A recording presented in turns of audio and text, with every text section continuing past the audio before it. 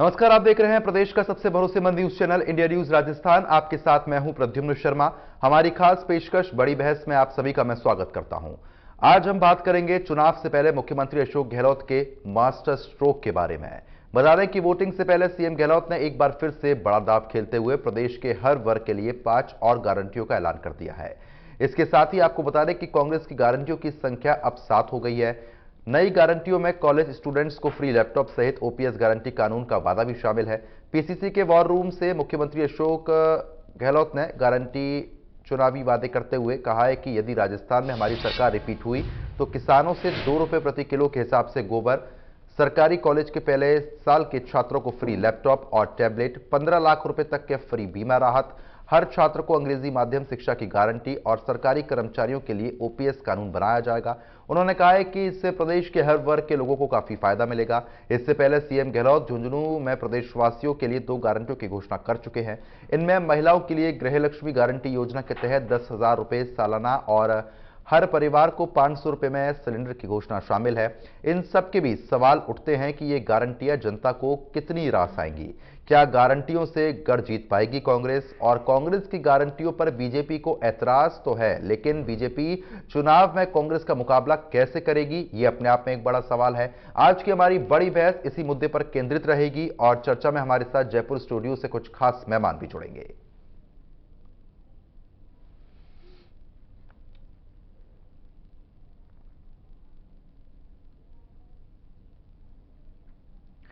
आज की बड़ी बहस का सिलसिला शुरू करें उससे पहले आपको कुछ बयान भी हम सुनवा देते हैं। लेंगे सरकारी कॉलेज लेंगे, इंग्लिश में नहीं, इंग्लिश के अलावा भी तमाम सरकारी कॉलेज के अंदर जो बच्चा लेगा एडमिशन, उसको सरकार द्वारा फर्स्ट ईयर के अंदर लेते ही उसको टैबलेट या लैपटॉप दिया जाए। ये मिसेज सीतारमण जो है, निर्मला सीतारमण, उसने जयपुर में कहा कि ओपी लागू नहीं करेंगे। एक कमेटी बनाई थी वहाँ दिल्ली में, उसका कोई अता पता नहीं कमेटी का भी। हमारे कर्मचारियों के मन में आशंका है यदि भाजपा आ गई राजस्थान में, ओपीएस वापस ले लेगी। हमने तय किया आप सुन लीजिए, आप इंटरेस्टिंग बात बता रहा हूँ आपको। हमने तय किया है, मैंने कहा आपको जो कहते वो करते हैं, ये हमारी साख है। और हमारे नेता राहुल गांधी जी और खड़गे साहब भी कहते हैं वादा मत करो, वादा कर निभाओ। अब हम वादा कर ले ओपीएस का। अब अगली बार क्या करेंगे, हम लोग सरकार बनाएंगे, ओपीएस के लिए कानून पास करेंगे, असेंबली में कानून पास करेंगे, किसी कीमत पर इनको डिस्टर्ब नहीं होने देंगे। पशुपालक है, उनके लिए आवारा पशु घूमते हैं गलियों के अंदर, तकलीफ देते हैं, खेतों को खराब करते हैं, एक्सीडेंट हो जाते हैं।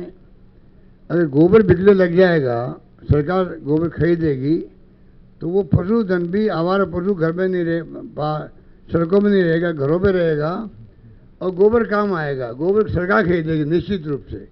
हिंदुस्तान किसी सूबे के अंदर ये प्रयोग नहीं हो जाए। 50,000 1 लाख फीस लगती है बच्चों की इंग्लिश पढ़ने के लिए। आप ऑफर कर रहे हो बच्चों को, आराम से पढ़िएगा, इंग्लिश फ्री में पढ़िएगा। इतनी पॉपुलर योजना हुई है, 3,000 से अधिक स्कूल खुल गए और लगभग 6 लाख बच्चे पढ़ रहे होंगे उसके अंदर। लॉटरी खोनी पड़ रही है एडमिशन के लिए। अब हम चाहते गारंटी दे रहे हैं, हम लोग गारंटी दे रहे हैं, लॉटरी खोनी नौबत नहीं आएगी। जितनी स्कूलें चाहेंगे, जनता मांग होगी, उतनी स्कूलें खोली जाएगी। तो हिंदुस्तान में कहीं पर नहीं होगा जो मैं करना चाह रहा हूँ। आपको याद होगा कि 2021 में जयपुर में बिजली गिरने से एक साथ 11 लोगों की मौत हो गई थी। लगातार प्राकृतिक आपदाओं का प्रकोप बढ़ता जा रहा है। कभी आंधी, तूफान, बाढ़, बिजली गिरना आदि से बहुत नुकसान होता है खेतों के अंदर भी, लोगों को भी।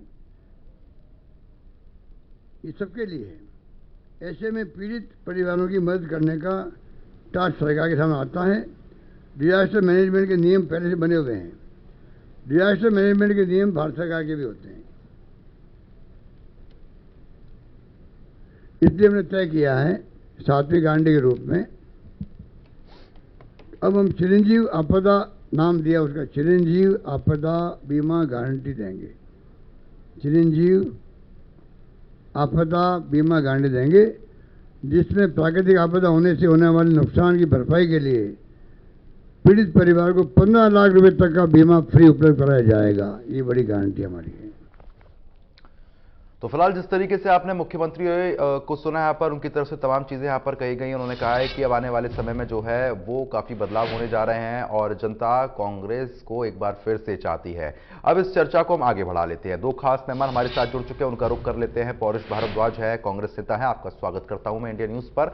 और साथ ही साथ राजेंद्र सिंह शेखावत है, बीजेपी नेता है, आपका भी बहुत बहुत स्वागत करता हूं इंडिया न्यूज पर।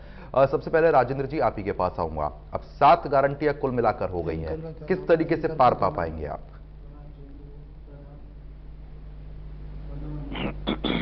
प्रद्युमन जी, ये बताएं कि कांग्रेस के सबसे बड़े नेता राहुल गांधी जी ने 2018 का जब चुनाव हुआ था तो उससे पहले आम सभा में गिनती गिनकर 1 2 3 4 5 10 तक गिनती गिनी थी और ये कहा था कि हम राजस्थान के किसानों के कर्जे माफ करेंगे। अब आप सबके सामने है 19,000 किसानों की जमीनें नीलाम हो गई, सैकड़ों किसानों ने आत्महत्याएं कर ली और ये जो वादा था ये केवल किसानों को गुमराह करने वाला वादा था। 2018 के चुनाव से पहले गहलोत साहब ने एक वादा और किया था कि हम बेरोजगार युवाओं को 3500 रुपए प्रति माह बेरोजगारी का भत्ता देंगे। वो गारंटी आज तक पूरी नहीं हुई। इन्होंने ये भी गारंटी दी थी कि हम महिलाओं की सुरक्षा करेंगे, परंतु आप देख लीजिए कि पूरे 5 साल के अंदर राजस्थान ने नेशनल क्राइम रिकॉर्ड ब्यूरो के आंकड़ों के अनुसार महिला अत्याचारों में नंबर 1 पर स्थान बनाया हुआ है। ठीक है, लेकिन कुल मिलाकर जो 7 गारंटी आ गई है, इसको आप किस तरीके से देख रहे हैं? लोक लुभावन गारंटियां ये कहां से कर पाएंगे इन गारंटियों को पूरा? इनके पास वेतन और भत्ते देने के लिए तो पैसे नहीं है। रोडवेज के 13,000 कर्मचारी और 7,000 पेंशनर है, वो इस महीने की तनख्वाह के लिए, पेंशन के लिए तरस रहे। इस महीने 25 दिन हो गए, विधवाओं को, बुजुर्गों को, दिव्यांगों को पेंशन नहीं मिल रही। सरकार के पास पैसा नहीं है। 2018 में इस सरकार के ऊपर 2,33,000 करोड़ का घाटा था, कर्जा था। वो अब 5,30,000 करोड़ का कर्जा हो गया।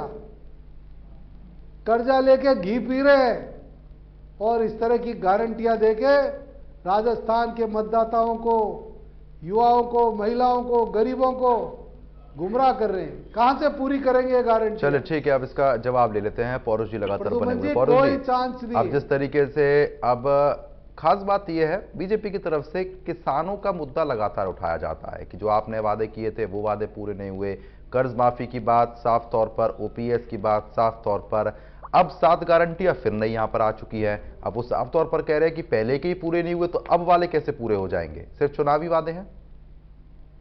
प्रद्युमन जी, देखिए, मैं इस बात को कहना चाहूंगा कि हमारी कांग्रेस सरकार द्वारा किए गए वादे और उनको धरातल पे जिस प्रकार हमारी सरकार ने पिछले कई वर्षों से उतारा, और सिर्फ इसी सरकार की बात नहीं है, आप हमारी कार्य पद्धति जानते हैं कि हम लोग जैसे चुनाव जीतते हैं, जो हमारा चुनावी घोषणा पत्र होता है, कैबिनेट की पहली मीटिंग में कैबिनेट सचिव को दिया जाता है, मुख्य सचिव को दिया जाता है कि भाई आप इसको संभालिए और ये 5 सालों में हमें इसी थीम पे काम करना है।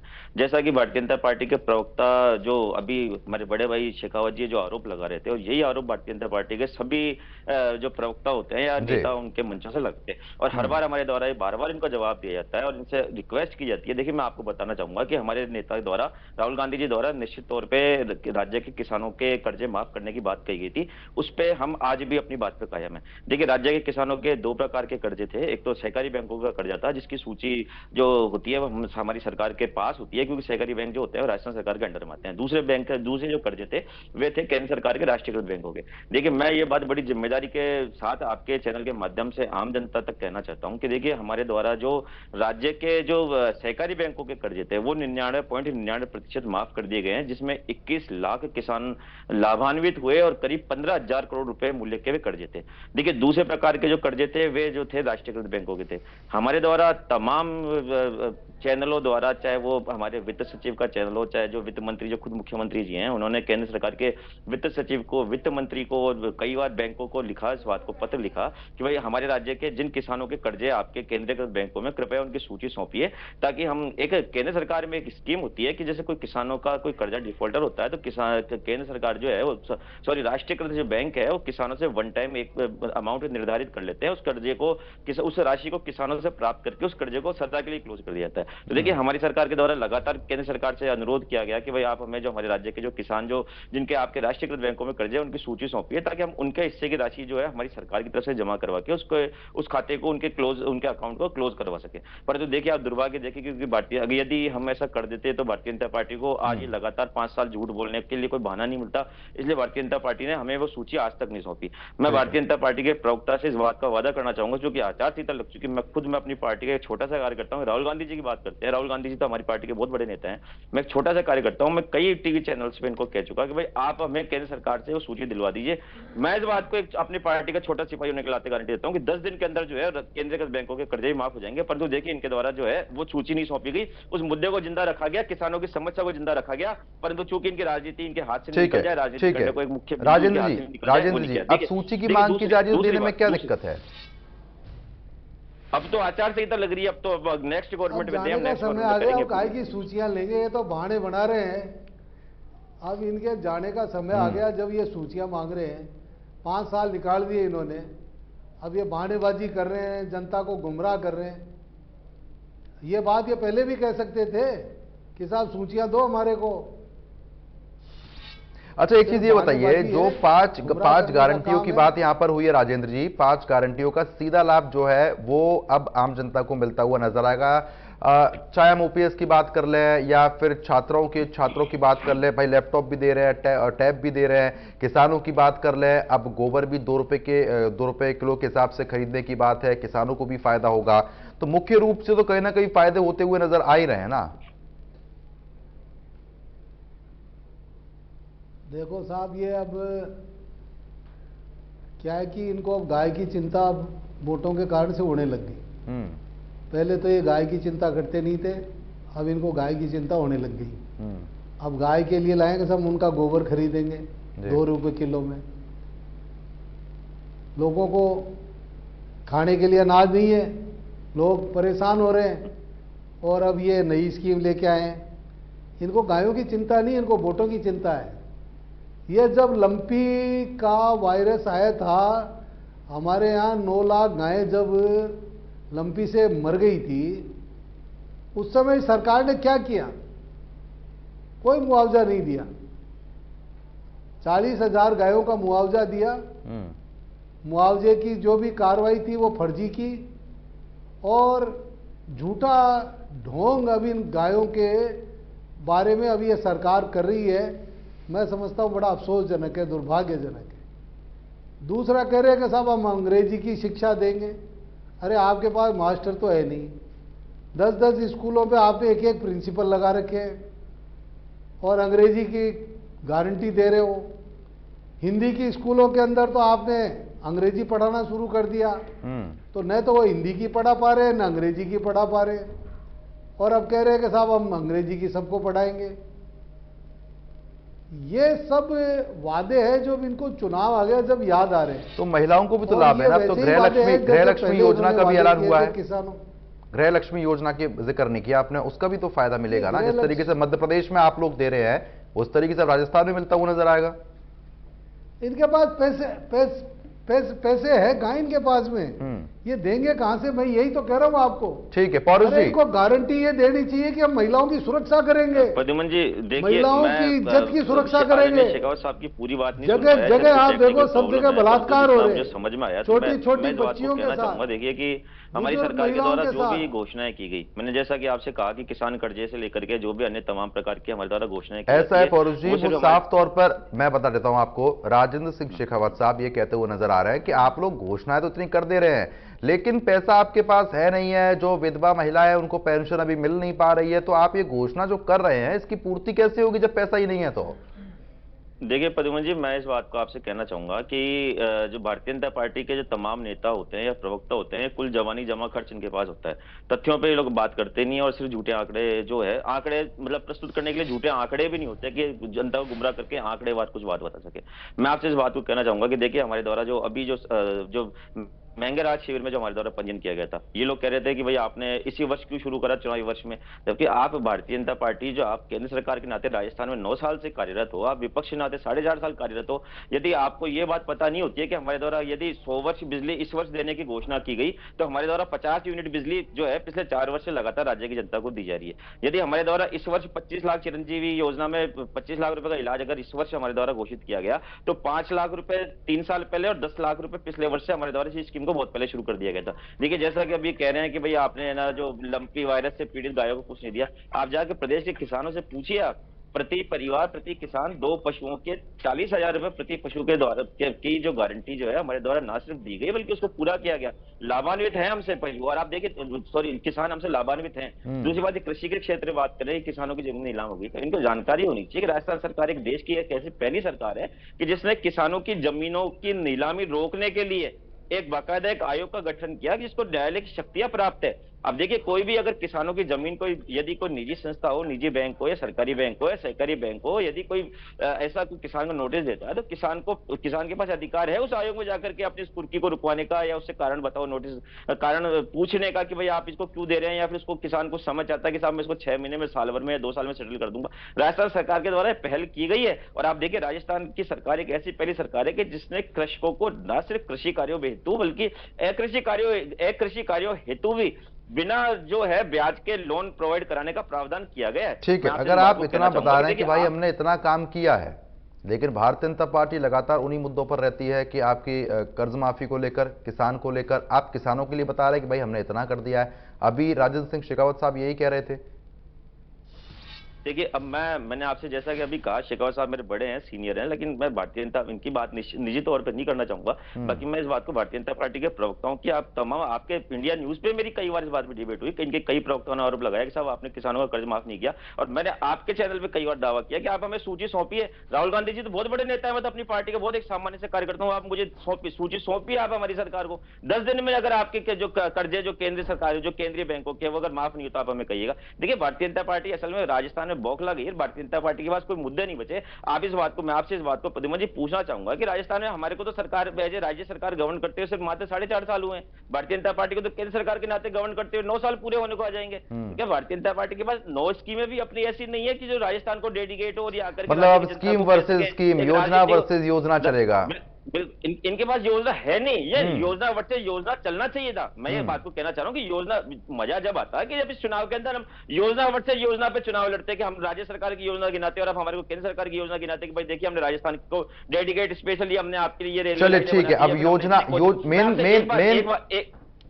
जी एक बात और कहना चाहूंगा। देखिए भारतीय जनता पार्टी को राजस्थान की जनता ने 2 बार 25 सांसद दिए, दोनों 2 बार दिए भारतीय जनता पार्टी। इन्होंने परिणाम क्या निकला कि इन्होंने हमारे यूपीए सरकार जो लास्ट वाली जो यूपीए 2 थी उसके द्वारा 3 राज्य के महत्वपूर्ण रेल परियोजनाएं थी, इन्होंने आते सबसे पहले उसको बंद करने का काम किया। दूसरी बार आप देखिए हमारे द्वारा भीलवाड़ा में मेमू कोच फैक्ट्री, जिससे कि भीलवाड़ा जिले नहीं बल्कि आसपास के जिले के हजारों लोगों को एक रोजगार मिलता है और स्थायी रोजगार मिलता है, उसका हमने शिलान्यास तक कर दिया था। उसका इसको आते इन्होंने सबसे पहले इसको बंद किया। सबसे बड़ी बात, ठीक है ना, फिर काफी लंबा हो जाता है तो फिर पूछ लेते हैं एक बार। राजेंद्र जी, इस तरीके से लगातार वो लोग ये कह रहे हैं अब योजना वर्सेस योजना हो गया है कि भाई हम लोग तो 7 योजना लेके आ गए, आप लोग 9 साल से बैठे हैं, उसके बावजूद आपके पास महज 9 योजना तक भी नहीं राजस्थान के लिए। आप किस तरीके से इसको देखेंगे, कैसे टक्कर दे पाएंगे? बड़ा सवाल तो राजेंद्र जी यही है ना कि भाई कांग्रेस तो लगातार योजनाएं दे रही है, तमाम वादे कर रही है, आप लोग क्या कर रहे हैं? ऐसा प्रद्युमन जी, हमारी भारत सरकार है वो कौन सी हर तरह की योजना लाई है गरीबों के लिए। किसानों को उनके सम्मान निधि के तहत सहायता दे रही है। महिलाओं की सुरक्षा के लिए शौचालय के निर्माण के लिए राशि दे रही है। शहरी और ग्रामीण क्षेत्रों में जिन लोगों के घर नहीं है उनको बेघरों को सरकार के द्वारा राजस्थान में ये स्कीम शुरू कर दी है हमने, जो सिर्फ राजस्थान को डेडिकेटेड है। आपके पास बताने के लिए 9 योजनाएं भी नहीं है। ये सारी स्कीमें पूरे देश में लागू की है। नहीं, पूरे देश में चीज नहीं, आप राजस्थान को डेडिकेटेड बताइए। नहीं, मुख्य रूप से वो राजस्थान का पूछ रहे हैं राजेंद्र जी। राजेंद्र जी राजस्थान का पूछ रहे हैं। केंद्र में है तो केंद्र ही तो योजना लागू करेगा। वो ये कह रहे हैं कि भाई हम लोग जब वादे कर रहे हैं तो आप लोग क्या कर रहे हैं? आपने एक वादा भी किया कि अगर हम आएंगे तो हम ये करेंगे। 40 करोड़ लोगों के लिए होगी। शेखावत साहब वो ये कह रहे हैं कि हम लोग तो चलिए वादे कर रहे हैं, चल रही है, और वो ये कह रहे हैं हम लोग तो वादे कर रहे हैं। आप लोग कुछ कर पा रहे हैं राजस्थान के लिए? आप कोई वादा कर रहे हैं कि अगर आप आएंगे तो आप ऐसा करेंगे? आपके पास एक भी गारंटी नहीं है, वो लगातार यही तो जिक्र कर रहे हैं। प्रद्युमन जी, हमारी पार्टी है वो गांव-गांव में ढाणी में जा रही है राजस्थान की जनता से सुझाव लेने के लिए कि सुझाव आपका होगा, संकल्प हमारा होगा। आप हमें सुझाव दीजिए कि आने वाली सरकार जो हमारे भारतीय जनता पार्टी की सरकार होगी उसमें हमको क्या क्या करना चाहिए। राजेंद्र जी, लेकिन आप चुनाव बेहद नजदीक आ चुके हैं, सुझाव मांगने का समय कहां बचा हुआ है? सुझाव इकट्ठे हुए हम देंगे। हम भी हमारा घोषणा पत्र लाएंगे, संकल्प पत्र लाएंगे, और जब संकल्प पत्र लाएंगे जब आपको बताएंगे कि हमारी सरकार क्या क्या करना चाहेगी आगे, हम संकल्प पत्र लाएंगे। अच्छा, आप अभी संकल्प पत्र का जिक्र कर रहे थे तो कहीं ना कहीं पौरुष जी के चेहरे पे बड़ी खास एक हंसी देखने को मिली। एक बार पूछ लेते हैं क्यों हंस रहे हैं, पौरुष जी बताइए। देखिए प्रद्युमन जी, मैं इस बात को कहना चाहूंगा कि आदरणीय शेखावत साहब जो है निजी तौर पे एक बहुत अच्छे व्यक्तित्व है, मैं इनका बहुत सम्मान करता हूं, परंतु इनके साथ दिक्कत ये हो गई, ये गलत पार्टी पड़ गई। इनके जो अभी इन्होंने जो बात कही है, मैं इस बात को निश्चित तौर पे कहना चाहूंगा कि देखिए इनके द्वारा राजस्थान में हमारी सरकार के खिलाफ 2 आंदोलन करने की कोशिश की गई। इनके द्वारा पहले एक जन आक्रोश यात्रा निकाली गई इनकी पार्टी के द्वारा, और दूसरी बार इनके द्वारा भी परिवर्तन संकल्प यात्रा निकाली गई। पहली जन आक्रोश रैली के अंदर स्थिति ये थी कि ये जो कह रहे हैं कि भाई हमने जनता से राजस्थान सरकार के खिलाफ शिकायतें मांगी।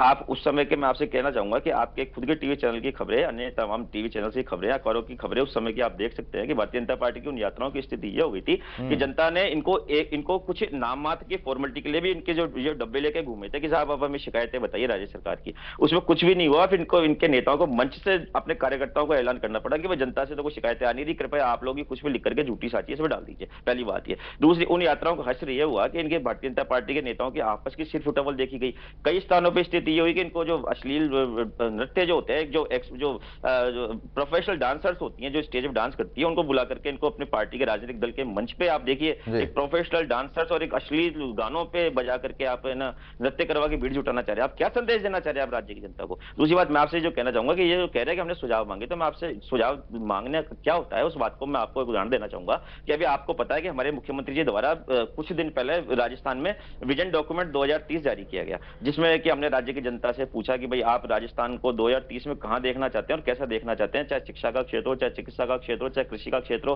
चाहे कानून व्यवस्था का क्षेत्र हो, चाहे आर्थिक क्षेत्र हो, या अन्य किसी प्रकार के वे क्षेत्र जो सामान्य जीवन को प्रभावित करते हो। तो देखिए मैं आपसे इस बात को कहना चाहूंगा कि राज्य में अभी चुनाव आयोग द्वारा मतदाताओं की संख्या जो है वो अभी घोषित की गई, जिसमें 5 करोड़ 26 लाख मतदाता कुल राजस्थान के अंदर हैं। 1 लाख मतदाता और बढ़ गए, 5 करोड़ 27 लाख मतदाता राजस्थान में हो गए। तो आप देखिए 5 करोड़ 27 लाख मतदाताओं में से 3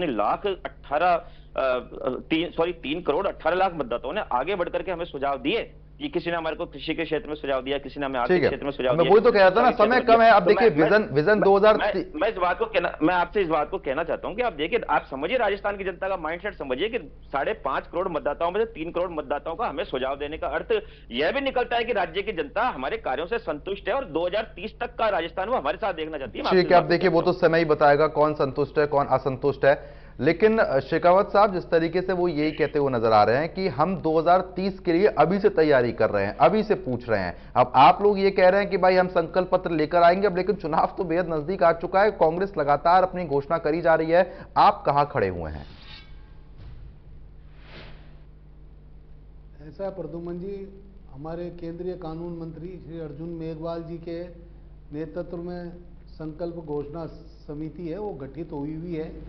उसकी पूरे सभी वर्गों के लोग हैं, चाहे व्यापारी हो, चाहे किसान हो, चाहे युवा हो, चाहे सहकारी क्षेत्र से जुड़े हों, चाहे दुग्ध व्यवसाय से जुड़े हों, पशुपालक हों, उन सब से राजस्थान के हर गरीब, हर दलित, वंचित, पीड़ित, हर वर्ग के लोगों से उनकी समस्याओं को घर घर जाकर पता कर रही है। हर गांव के अंदर रथ गए हमारे, संकल्प रथ, सुझाव आपका, संकल्प हमारा, वो हमने सब इकट्ठे किए हैं। ये हमारे पौरुष जी हैं, ये सीधे आदमी हैं, इनको अभी शायद ध्यान नहीं है, अखबार पढ़ते नहीं है ये। अगर ये अखबार वगैरह पढ़ते तो इनको ध्यान रहता कि किस तरह से संकल्प पत्र है वो हमारा तैयार हो रहा है, और वो संकल्प पत्र अब शीघ्र ही आने वाला है आपकी सेवा में। और इस जनता के हितों के लिए, जनता के कल्याण के लिए हम उस संकल्प पत्र को इस राज्य की जनता के सामने रखेंगे। और हमने जो केंद्र में जब चुनाव लड़ा था, जो हमने जनता से घोषणाएं की थी, वो सब पूरी हुई। और इसी कारण से 2019 के चुनाव में जो हमें 2014 में आशीर्वाद मिला था, उस आशीर्वाद से भी ज्यादा आशीर्वाद मिला। 282 सीटों पे हम केंद्र में जीते थे। उसके बाद 2019 में हमारे को 303 सीटों पर आशीर्वाद मिला। और पुलवामा की लहर पे सवार होकर आए थे, बता दूं कि भारतीय जनता पार्टी जो वादे करती है ना, वो पूरे करती है। राम मंदिर का आप लोगों ने बहुत सवाल किया कि राम मंदिर हम बनाएंगे, तारीख नहीं बताएंगे। अरे पौरुष जी, अब याद कर लो, इसको अच्छी तरह से डायरी में लिख लो। 22 जनवरी 2024 को राम मंदिर का उद्घाटन होने वाला है। अपनी डायरी में लिख लो, अपने सभी नेताओं को बता दो, अपने सभी प्रवक्ताओं को बता दो। रोज पूछते थे मंदिर वही बनाएंगे, तारीख नहीं बताएंगे। ये हमारा उस समय जो वादा किया हुआ था, वो वादा पूरा हमने किया है। हमारी कोई भी हमारी जनता से हम वादा करते हैं, उसको पूरा करते हैं। हमारी पार्टी ने सन 1952 में वादा किया था कि धारा 370 हटाएंगे। अरे भारद्वाज साहब, सन 1952 में किया हुआ वायदा हमारे हर घोषणा पत्र में मिलेगा कि 370 को हटाकर हमने दम लिया और इस देश की जनता को बता दिया, जो कांग्रेस कह रही थी ये कभी धारा 370 नहीं हटा पाएंगे, वो धारा 370 हट गई। आप पौरुष जी, हम जो वादा करते हैं ना, वो सब वादे पूरे करते हैं। और आ रहे हमारे भी वादे, हमारी भी घोषणाएं आएगी और हम उनको पूरा करेंगे। आप इस बात की चिंता मत करो। हमारी सरकार सभी लोगों के कल्याण के लिए काम कर रही है। हमारे केंद्र की सरकार पूरे विश्व में जो उन्होंने हमारे लोगों को सम्मान दिया है, इस देशवासियों का जो सम्मान पूरे विश्व में बढ़ा है। लेकिन राजेंद्र जी, एक चीज बताएं आप, हिंदुस्तान की एक चीज आप जरूर बताएं। हाँ बोलिए। एक उदाहरण के तौर पे हम ले लेते हैं। एक तराजू होता है, दो भाग उसके होते हैं। एक तरफ कांग्रेस है, एक तरफ बीजेपी है। अब एक तराजू की तरफ तो लगातार भार बढ़ता जा रहा है योजनाओं का, दूसरी तरफ योजनाओं का भार बिल्कुल भी नहीं है। तराजू एक तरफ तो झुकेगा ना। अब जनता तो उसी चीज को देखेगी। अब आप अगर समय ज्यादा लगाएंगे तो वो भी तो परेशानी का सबब है ना। अभी तो चुनाव का नोटिफिकेशन ही जारी नहीं हुआ प्रद्युमन जी। 30 तारीख को चुनाव का नोटिफिकेशन जारी होगा। अभी तो 3 दिन है और मतदान होगा 25 नवंबर को। तो इतनी जल्दी क्या है? आज इन्होंने अपनी गारंटियां रखी है जनता के सामने जी। आकलन करेगी जनता, इनके झूठ का आकलन करेगी कि कितने झूठे हैं। पहले झूठ बोल बोल कर वोट ले लिए और अब फिर झूठ परोस रहे जनता के सामने, तो पता लग जाएगा जल्दी। 3 दिसंबर को ज्यादा दूर नहीं है। ठीक है, पौरुष जी बताइए। झूठ का भंडाफोड़ होने वाला है। लगातार देखिए ना, शेखावत साहब यही जिक्र कर रहे हैं। लगभग आधा घंटा हो चुका है। आधे घंटे उन्होंने यही कहा है कि आप लोग वादे तमाम कर देते हैं, लेकिन वादे पूरे नहीं होते हैं, टूट जाते हैं। तमाम योजनाएं आती हैं, उसका लाभ नहीं मिल पाता है। कैसे काम चलेगा? देखिए मैंने अपनी डिबेट के अंदर जो कुल मिला के बात ये रही कि इन्होंने जो आरोप लगाया कि भाई हमने जो वादे पूरे नहीं किए, तो मैंने आपको बताया कि ग्राउंड रियलिटी क्या है और हमने कौन कौन से वादे पूरे कर दिए, तो इनका ये जो बात है वो यहाँ पे समाप्त हो जाती है। दूसरी बात देखिए, आपके द्वारा और मेरे द्वारा बार बार पूछने पर भी राजस्थान को डेडिकेट 9 वर्ष में 9 योजनाएं भी ऐसी नहीं बता पाई कि जिसको लेकर के ये लोग जा सके। और मैं इस बात को कहना चाहूंगा कि बिल्कुल एक लोकतंत्र में एक स्वस्थ प्रतिस्पर्धा होती है, मनभेद वाली स्थिति कहीं नहीं होती, मतभेद होते हैं। ज्यादा अच्छा ये होता है कि हमारी राज्य सरकार के 4.5 वर्ष बनाम 9 वर्ष केंद्र सरकार के कार्य पे राजस्थान में चुनाव होता, तो आज आपकी स्थिति ये नहीं होती कि आपके नेताओं को आज ईडी का, सीबीआई का या इनकम टैक्स का प्रयोग करना पड़ता। देखिए आप कितनी विचित्र सी स्थिति हो गई है कि एक तरफ तो जब चुनाव आयोग जब आचार संहिता लगा देता है, तब एक तरीके से जो राज्य की केंद्र की जो एजेंसियां होती है वो न्यूट्रल हो जाती है, वो एक अपने जो नॉर्मल बोर्ड होता है वहां चली जाती है। और आप देखिए ये दुर्भाग्य है देश का कि आज ना चुनाव आयोग जो है वो उसको इन्होंने इस तरीके से मतलब इसकी स्थिति ये हो गई कि आज चुनाव आयोग देख रहा है, चुनाव आयोग के सामने केंद्र की एजेंसियां जो है वो लगातार झूठे छापे मारी है। आपने कल देखा माननीय प्रदेश अध्यक्ष डोटासरा जी के यहाँ पे इन्होंने ईडी की कार्रवाई करवाई, वहां पे आज अखबारों के समाचार पत्रों की हेडलाइन है कि साहब वहां पे 10,000 रुपए ईडी को मिले और 10,000 रुपए ईडी छोड़ करके आ गई, उसको जब्त नहीं किया। अब देखिए आप ईडी जैसी संस्थाएं, इनकम टैक्स जैसी संस्थाएं, सीबीआई जैसी संस्थाएं जिनकी एक अंतर्राष्ट्रीय स्तर पर एक अपनी विश्वसनीयता होती थी,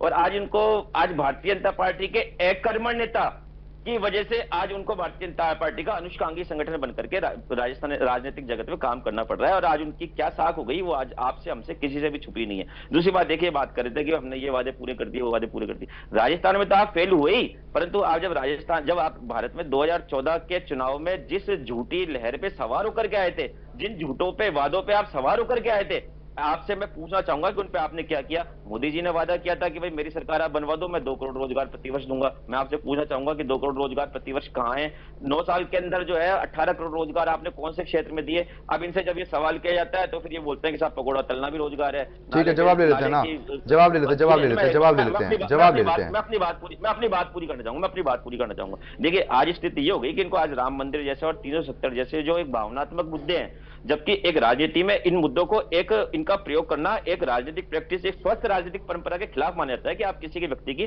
भावनाओं के साथ आप उसके धार्मिक भावनाओं के साथ खेलें या छेड़छाड़ करें। ठीक है, एक धार्मिक है, धार्मिक से इनसे ज्यादा धार्मिक हम लोग है ना। हम लोग आज हम लोग क्या सनातनी नहीं है क्या? आज मैं दिन में 2 घंटे ऐसा कोई सा दिन नहीं आता कि मैं 2 घंटे पूजा पाठ नहीं करता या हमारे नेता नहीं करते। परंतु देखिए धर्म जो होता है वो आचरण का विषय होता है, मानने का विषय होता है, बाजारीकरण का विषय नहीं होता है।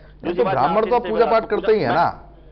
नहीं, हाँ, तो मैं बात, परंतु उसका ये जो एक अपने ऊपर जो ठप्पा लेना चाहते हैं, उसका ठेका लेना चाहते हैं भारतीय जनता पार्टी के नेता कि हिंदुवाद का या सनातनी होने का जो ठप्पा लगवाना चाहते हैं, उस बात। चलिए ठीक है, पूछ लेते हैं, अब काफी लंबा हो जाता है। शेखावत जी, अब वो यही कह रहे हैं कि आप लोग ने जो नौकरी के वादे किए हैं, अब आपने कितनी नौकरियां दे दी, आप जरा एक बार वो बता दें। और दूसरी चीज, धार्मिक मुद्दे आप लोग बीच में लेके आते हैं।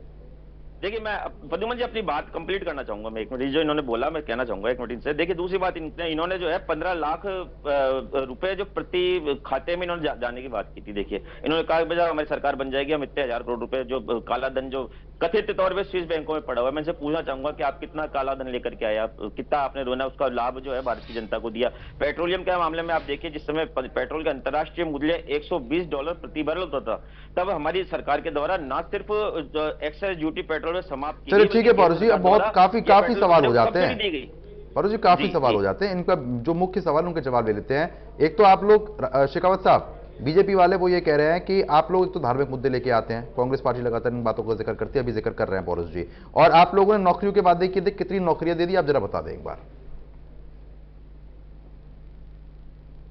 देखो प्रद्युमन जी, पहले तो मैं इनके पौरुष जी भारद्वाज साहब के, आज इन्होंने डोटासरा जी के यहाँ ईडी के छापों की बात कही है जी। तो अब ये बताओ, एनफोर्समेंट डायरेक्टरेट है, एक स्वायत्तशासी संस्था है, एजेंसी है, वो अगर किसी से अपने दैनिक कामकाज के परिप्रेक्ष्य में अगर किसी के यहाँ पूछताछ करती है, किसी के यहाँ छापा मारती है, तो इसका जवाब हमसे क्यों मांग रहे हैं? भारतीय जनता पार्टी शासित हम उनके प्रवक्ता है क्या? घोटाले की जांच हम उनके प्रवक्ता हैं क्या? व्यापम घोटाले की जांच क्यों नहीं करती? अरे हम उनके प्रवक्ता नहीं है। अडानी के जो 20,000 करोड़ रुपए अडानी की, आप ये बताओ, हम उनके प्रवक्ता नहीं है। ये कंपनियां जाकर के आप गुमराह करने की कोशिश मत करो। ये राजस्थान की जनता देख रही है जांच क्यों नहीं करती? कैसे? अब आप बीच में बोल रहे, फिर मैं भी बोलूंगा बीच में। आप एक बार पौरुष जी आप बोलिए, आप मेरे को बोलने दीजिए या आप ही बोल लीजिए।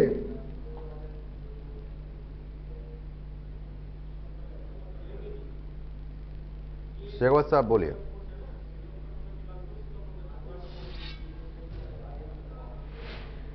बोल लीजिए आप पौरुष जी, आप बोल लीजिए आराम से। नहीं शेखावत जी आपकी बोलिए। आदत है, सच्चाई सुन नहीं सकते। अब वो ये कह रहे हैं शेखावत जी, अभी जिस तरीके से मैंने भी सुना, अभी वो यही कह रहे थे कि बीजेपी शासित राज्यों में ईडी क्यों नहीं जाती है। तो ईडी स्वायत्तशासी संस्था है, एजेंसी है। राजस्थान में भ्रष्टाचार देखा कैसे, आप देखिए राजीव गांधी फाउंडेशन के माध्यम से किस तरह से पेपर लीक हुए हैं। ऐसा कोई सा पेपर नहीं है जो लीक नहीं हुआ। रोडवेज की बसों के अंदर पेपर लीक हो रहे हैं। आप ये देखिए, जो पेपर लीक करने वाले लोग हैं उनको आपने खुद ने गिरफ्तार किए, आपकी एसओजी ने उनको गिरफ्तार किया है। और अगर ईडी की एजेंसी है वो आकर इनसे पूछताछ कर रही है तो इनको दूध का दूध और पानी का पानी, इनको चिंता किस बात की है? ये दूध के धुले हुए हैं तो ये तो बताओ, एक ही परिवार के 4-4 लोग कैसे आरएस बन गए, कैसे इंटरव्यू के अंदर एक जैसे नंबर आ गए, कैसे एक ही तहसील के अंदर 100 थानेदार बन गए, ये बताओ तो सही। ठीक है, ये राजस्थान के 8 करोड़ लोग पूछना चाह रहे हैं। ठीक है पौरुष जी, अब जवाब दे दीजिए। भ्रष्टाचार की सभी सीमाएं पार कर दी। शेखावत साहब की बात का से आंशिक तौर पे सहमत हूं। इन्होंने सारी सीमाएं पार कर चुके हैं भ्रष्टाचार की, जब मजबूरन ईडी को यहाँ आना पड़ा है। मैं इनकी इस बात से निश्चित तौर पे सहमत अब हूं कि ये राजस्थान की सरकार पूरे तमाम देश के अन्य राज्यों की तुलना में एक ऐसी पहली सरकार है कि जो कि यहाँ पे खुद की सरकार में भी कोई कमी होती है तो हमने अपनी एंटी करप्शन एजेंसी को, एसीडी को और दूसरे हमारे जो राज्य की तमाम एजेंसियां उनको हमने खुली छूट दे रखी है कि यदि हमारी सरकार का एक 4th ग्रेड के कर्मचारी से लेकर के मंत्री तक यदि कहीं संलिप्त पाया जाता है निश्चित तौर पे आप उसके खिलाफ कार्रवाई कीजिए। हमारी सरकार की तरफ से इन जांच एजेंसियों पे कोई कार्रवाई, कोई दबाव नहीं है किसी भी तरह का। तो देखिए ये राजस्थान सरकार की जीरो टॉलरेंस की नीति का ही परिणाम है कि राज्य की जो पुलिस है, ये राज्य की एसीडी है, राज्य की एसओजी है, वो खुद जो पेपर लीक की कई घटनाएं होती है तो खुद छापा मारते हैं और खुद अरेस्ट करते हैं और उनके तार वहां तक पहुंचते हैं जहां पे लोग। पौरुष जी एक चीज बताइए, आप दबाव का जो जिक्र कर रहे हैं, आपको लगता है कि एसओजी या किसी भी और ऐसी जो टीमें आप लोगों ने बना रखी हैं, अब किन शब्दों में इनको कहा जाए कि इतनी हिम्मत हो सकती है कितने बड़े मंत्रियों के घर पर छापा पड़ जाए, पूछताछ हो जाए? देखिए मैं आपसे इस बात को कहना चाहूंगा कि शेखावत साहब खुद एक पुलिस सर्विस के रिटायर्ड अधिकारी हैं, बहुत वरिष्ठ अधिकारी थे, पुलिस की कार्यप्रणाली को ये बहुत अच्छे से जानते हैं। एक सैद्धांतिक बातें करना एक अलग स्थिति होती है, प्रैक्टिकल स्थिति एक अलग चीज होती है। सरकार में बिना सरकार की परमिशन के कोई सी भी जांच एजेंसी हो, चाहे वो ईडी हो, चाहे वो सीबीआई हो, राज्य की एजेंसी हो, उनकी हिम्मत नहीं हो सकती है कि वो जाकर के बड़े अधिकारियों या बड़े कर्मचारियों या बड़े नेताओं वहां तक उनके हाथ पहुंच पाए अगर सरकार की उसमें सहमति नहीं है। तो मैं बड़े गर्व से इस बात को कहना चाहूंगा कि राजस्थान सरकार राज्य की पूरे देश के राज्यों में एक पहली राज्य सरकार है जिसने अपनी जांच एजेंसियों को पूरी छूट दे रखी है कि आपको जहां इच्छा हो आप वहां हट डालिए, जहां पे आपको भ्रष्टाचार मिलता है। ठीक है, अब वो तो राजस्थान की बात रही। अब जो शेखावत साहब कह रहे हैं वो ये कह रहे हैं कि भाई भ्रष्टाचार राजस्थान में ज्यादा हो गया इसलिए ईडी पहुंच रही है। देखिए मैं तो आपसे इस बात को कहना चाहूंगा कि अगर आप पेपर लीक की बात करते हैं तो राजस्थान में जो पेपर लीक हुए उससे ज्यादा मध्य प्रदेश में पेपर लीक हो गए, आपके उत्तर प्रदेश में पेपर लीक हो गए। मध्य प्रदेश की तो स्थिति ये रही कि इसी साल बोर्ड की परीक्षाओं के पेपर लीक हुए हैं और मध्य प्रदेश का व्यापम घोटाला किसी से छुपा हुआ घोटाला थोड़ी ना, वो तो एक खूनी घोटाला था। आप मुझे बताइए, राजस्थान में यदि कोई घटना हुई तो उसमें सरकार ने कार्रवाई की, तत्काल कार्रवाई की और अपने खुद के आरपीएससी के मेंबर तक को अरेस्ट करके हमने जेल में डाला। वहां पे व्यापम घोटाले की क्या स्थिति थी आप बताइए कि वहां पे लोकायुक्त पुलिस छापा मारने जाती है। आपने वो खबरें पढ़ी थी मोदी सरकार आने से पहले कि लोकायुक्त पुलिस ने छापा मारा, पटवारी के यहाँ पे 100 करोड़ रुपए नगद बरामद, लोकायुक्त पुलिस ने छापा मारा, साहब चपड़ासी के यहाँ पे 50 करोड़ रुपए बरामद। पुलिस के किसी घोटाले के तार खोलने के लिए जाती है तो पता पड़ता कि जो अभियुक्त है वो मरा हुआ पाया गया, उसकी लाश मिली। फिर जब पुलिस ने जांच करी कि साहब इसको किसने मारा, इसको फलाने साहब ने मारा, पुलिस वहां पहुंची तो वो मरा हुआ मिला। एक पूरा चेन सिस्टम डेवलप हो गया था व्यापम घोटाले के अंदर, तो किसी छुपा हुआ थोड़ी ना है। और आपने उस व्यापम घोटाले के जो दोषी थे, जो दोषी सरकार थी, उसको जनता ने जब उसको रवाना कर दिया और सरकार को जब हरा दिया, चुनाव घर बैठा दिया, तो आपने देखिए चोर रास्ते से घुस करके आपने हमारी कांग्रेसी विधायकों को तोड़ा और आपने असंवैधानिक तौर पर अपनी सरकार बनाई और आपने वापस उन्हीं मुख्यमंत्री जी को बैठा दिया जिसको जनता ने रवाना किया था। और आज उसी का परिणाम है कि तमाम सर्वे के अंदर मध्य प्रदेश में आपकी स्थिति राजस्थान से भी बुरी है। राजस्थान में तो आप चुनाव हारने जा ही रहे हैं, मध्य प्रदेश में तो आप राजस्थान से भी बुरी तरह चुनाव हारने के लिए जा रहे हैं। मैं देखिए इस बात को कहना चाहूंगा कि जैसे कि राजस्थान में हमारी जांच एजेंसी हमारी खुद की सिस्टम पे प्रहार करती है, ये प्रहार ईडी का या सीबीआई का भारतीय जनता पार्टी शासित राज्यों में भी होना चाहिए ना। क्या आप इस बात को स्वीकार नहीं करेंगे कि भारतीय जनता पार्टी के राज्य में करप्शन नहीं होता? क्या आप ये बात कहना चाहते हैं आपके सर्टिफिकेट जारी करते हैं उनको कि भाई भारतीय जनता पार्टी साहब बिल्कुल दूध की धुली हुई है? आप अजीत पवार पे हजारों करोड़ के आरोप लगाते थे, जैसे भारतीय जनता पार्टी ज्वाइन करते हैं उनके खिलाफ चार्जशीट वापस ले ली जाती है। इस प्रकार की तमाम आचरण जो है पूरा देश देख रहा है, आपकी कार्रवाई को देख रहा है, और देश की जनता ने आपको जवाब देना शुरू कर दिया है। हिमाचल से लेकर जो शुरुआत हुई वो कर्नाटक से होते हुए राजस्थान, छत्तीसगढ़ होते हुए 5 राज्यों में आपको 2000। ठीक है, लौट रहा हूं। शेखावत साहब बताइए, अब वो तो यही कह रहे हैं कि भाई हमारे यहाँ तो आप छापा पड़वा देते हैं, लेकिन आप लोग जहां पर बीजेपी की सरकार है वहां पर छापेमार कार्रवाई नहीं होती है। कोई भी घोटाला हो जाता है तो वो घोटाला दबा दिया जाता है। देखो, ऐसा है प्रद्युमन जी, इनसे पोरस जी से मैं तो यही पूछना चाहता हूं कि जो पेपर लीक हुए थे, वो पेपर लीक होने में राजीव गांधी फाउंडेशन के कौन कौन लोग थे? सुभाष गर्ग जी क्या है? इसमें जो कर्मचारी थे, यहाँ जो पेपर लीक हुए जयपुर में, उनके चाबियां किसके पास दी गई? वो सब सारी बातें आज पूरा राजस्थान जानता है कि जिनकी सुरक्षा में पेपर थे वो राजीव गांधी फाउंडेशन के सदस्यों ने उनको चाबियां दी और वो पेपर पूरी जनता में गए। राजस्थान के युवाओं का भविष्य इन्होंने अंधकार में कर दिया। ये बेरोजगारी भत्ता तो इन्होंने दिया नहीं, ऊपर से रोजगार पूरे समाप्त कर दिए। एक भी परीक्षा को नहीं करा पाए। 18 परीक्षाएं इन्होंने भ्रष्टाचार के कारण पेपर लीक कर दिए, करोड़ों रुपए कमाए। अब ईडी अगर इस बारे में पूछताछ कर रही है तो इनके पेट में दर्द हो रहा है। इनको मध्य प्रदेश याद आता है, कभी इनको कहां याद आता है। अरे आप अपनी खैर बनाओ। ये ईडी आपके काम करेगी जो आपसे सब निकलवा के रहेगी। ये जनता का पैसा है, आपको खाने नहीं देगी। ये नरेंद्र मोदी की सरकार है। आप जिस तरह से जनता के गरीब युवाओं का जिस तरह से आपने भविष्य अंधकार में करके और कैसे रोडवेज की बसों में आपने पेपर लीक किए, ये तो इतिहास ही बन गया। अच्छा, ये पेपर लीक सरकार कहलाएगी इतिहास में। 18 पेपर लीक हो गए। ऐसी भ्रष्टाचारी सरकार है, वो ये सवाल कर रही है। वो चोर ये कह रहा है कि पुलिस मेरे घर पे क्यों आ गई? अरे चोरों के घर पुलिस नहीं आएगी तो किसके घर आएगी? अब वो यही तो कह रहे हैं ना कि भाई नहीं, अब बीजेपी शासित राज्यों में तो बिल्कुल भी ईडी की दखलंदाजी नहीं होती है, ना सीबीआई पहुंचती है। अब देखिए, आम आदमी पार्टी का भी जिक्र कर लेते हैं। अब शराब घोटाला हुआ था, उसमें लगातार गिरफ्तारी, संजय सिंह को भी गिरफ्तार किया था हाल ही में। अब वो भी यही कह रहे थे कि भाई नाइंसाफी हो रही है, सरकार बना नहीं पाए तो इस तरीके से परेशान किया जा रहा है।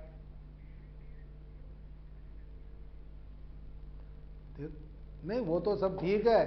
ये तो राजनीतिक आरोप लगते रहेंगे। जो भ्रष्ट लोग होंगे उनको पकड़ेंगे। ये संस्था, जितनी भी संस्थाएं हैं वो अपना काम कर रही है। और वो संस्थाएं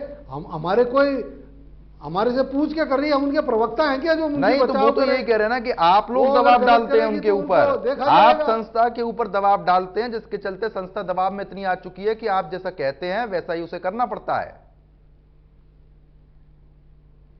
अब ये तो इनका सोचना है। क्या इनके यहाँ पे भी एसओजी इनके दबाव में काम कर रही है क्या? यहाँ राजस्थान की पुलिस इनके दबाव में काम कर रही है क्या? इनकी सरकार है। अरे आप सोचो जरा कि क्या आपकी सरकार में जितनी एजेंसियां हैं वो भी आपके दबाव में काम कर रही है? तो आप कैसे आरोप लगा सकते हैं कि ईडी है वो केंद्र सरकार के दबाव में काम कर रही है? ये सब स्वायत्तशासी संस्थाएं हैं, अलग एजेंसियां हैं, अपना काम कर रही है। हम लोग इनके प्रवक्ता नहीं है, हम लोग इनके स्पोक्समैन नहीं है। हमारे से इस बारे में क्यों बात की जाती है?